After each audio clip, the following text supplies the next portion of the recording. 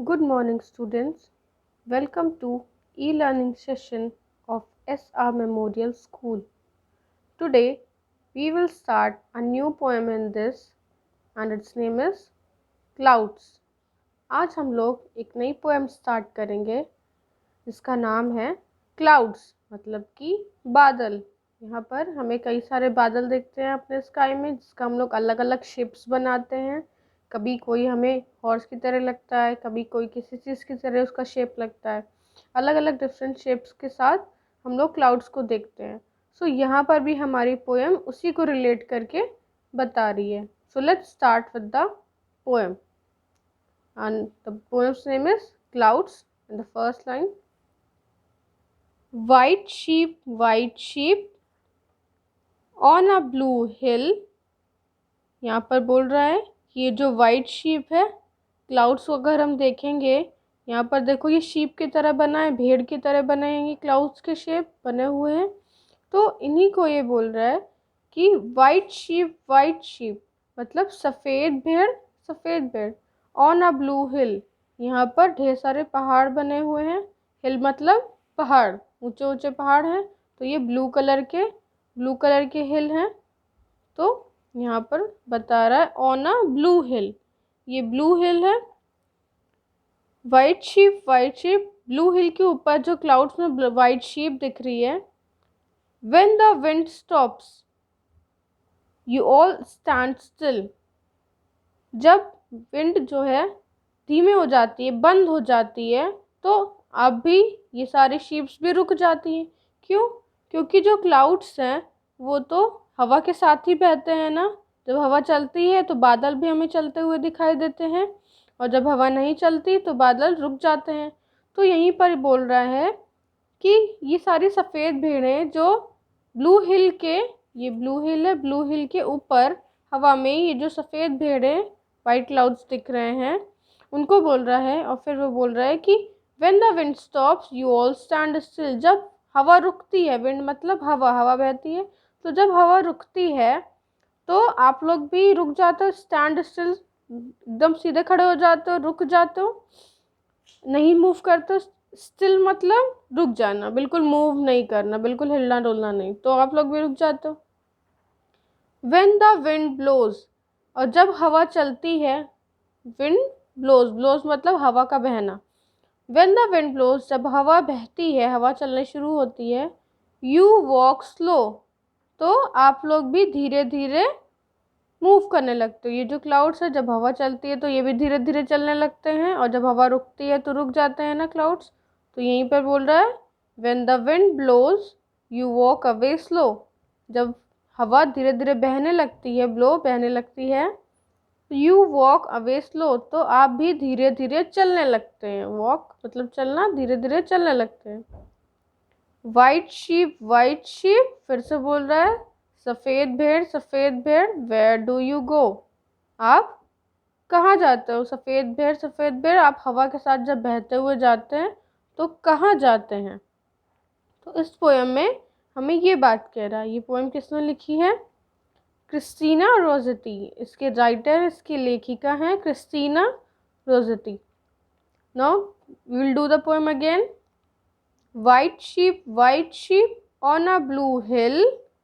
White sheep जो है वो हिल के ऊपर जो दिख रही है, कौन है ये? क्लाउड्स हैं। क्लाउड्स के शेप को हम शीप के साथ मैच कर रहे हैं कि ये क्लाउड्स का शेप है, बिल्कुल शीप के जैसे दिख रहा है, तो इसी को हम वाइट शीप कह रहे हैं।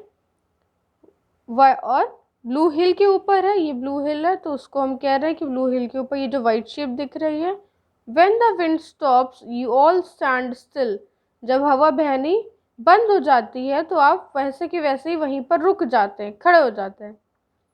And when the wind blows you walk away slow. और जब हवा बहनी शुरू होती है, हवा धीरे धीरे बहने लगती है, तो आप भी धीरे धीरे हवा के साथ चलने लगते हैं। क्योंकि ये क्लाउड्स हैं, जब हवा चलती है तो क्लाउड्स भी धीरे धीरे उसके साथ चलते हैं। तो you walk away slow. White sheep where do you go. White sheep आप कहाँ चले जाते हो? कि जब हवा जाती है क्लाउड्स चलते रहते हैं, जाते रहते हैं, मूव करते रहते हैं, तो हमें ये तो नहीं पता कहाँ जा रहे हैं, किस दिशा में जा रहे हैं, या वो कहाँ जाके रुक जाते हैं। तो लास्ट में ये बोल रही है कि वाइट शिप जो ये क्लाउड्स है, वेयर डू यू गो, तुम कहाँ जाते हो। तो ये हमारी पोएम हो गई, ये हमारी पोएम कंप्लीट हो गई है। You have to learn this poem, you have to write this poem also in your copy. So just repeat it once again after me and you have to say the words very clearly. White sheep